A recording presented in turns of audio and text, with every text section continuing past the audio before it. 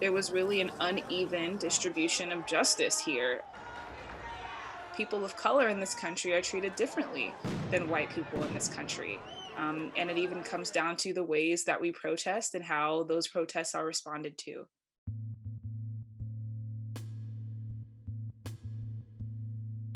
The protests taking place at Freedom Plaza were very much, against systemic racism, against the threat, honestly, of white supremacy in the White House. It was a largely peaceful scene that quickly shifted to violence and really fear.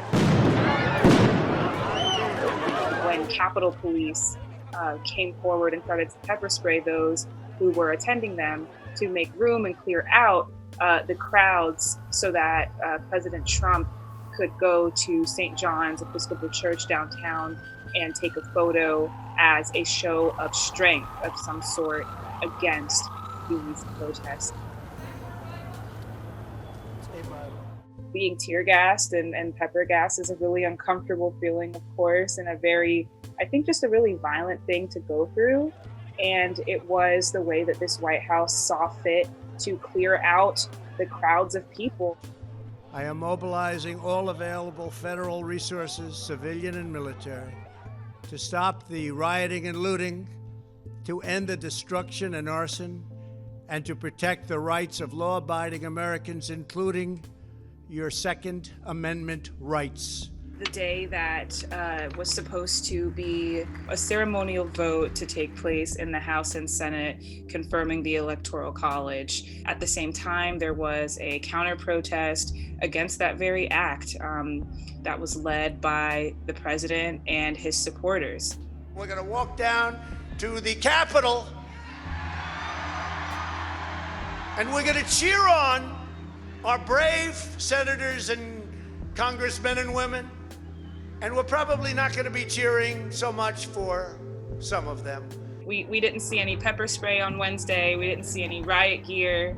We didn't see a heavy police presence outside of the Capitol to even keep people from entering. This is a country that invests more in defense and military-grade equipment and law enforcement than the rest of the developed Western world combined. And yet we were unable to protect the seat of government where some of the most important lawmakers, including the vice president and vice president-elect, were present. They caused a lot of damage on the Capitol Hill grounds in an event, an insurrection that we have never seen the likes of before in American history. Capitol Police stood largely by, which caused a lot of issues and a lot of frustration.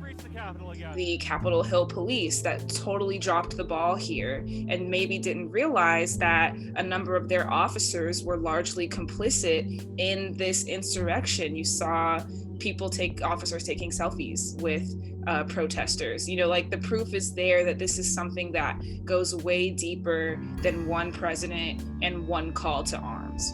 It goes beyond the Capitol Police. It goes to the FBI. What was the shortcoming in their intelligence that they provided? It goes to the Department of Defense.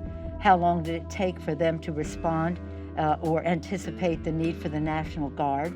It goes to many other elements of the executive branch, and I think we have to have a full review. How'd you get it? I didn't steal it. I planned on it because they were facing me and I couldn't see. And so I figured, well, I'm in her office. I got blood in her office. I'll put a quarter on her desk, even though she ain't worth it. And I left her a note on her desk. This says, Nancy Big O is here, you. I spoke with Derek Johnson, the president of the NAACP. One thing that he told me was that, this is something that's been building for decades and decades. And it's been an issue and it's been a national security threat, this idea of white supremacist extremism. I think that this is a good opportunity while we've heard so many calls over the last year now for justice.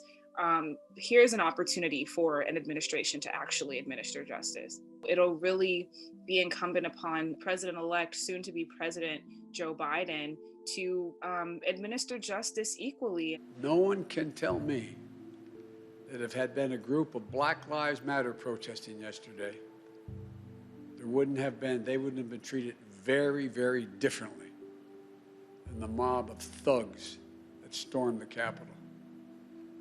This was a president who said that he would be successful. I mean, part of his re-election pitch was that he was the law and order president, and he tried to make himself the enemy of protesters. I am your president of law and order and an ally of all peaceful protesters. And yet, when his supporters were protesting, that was something that made them very special, something that prompted him to say, "We love you." The priorities of the way that this administration views who is deserving of a law and order approach to their First Amendment activities and who isn't.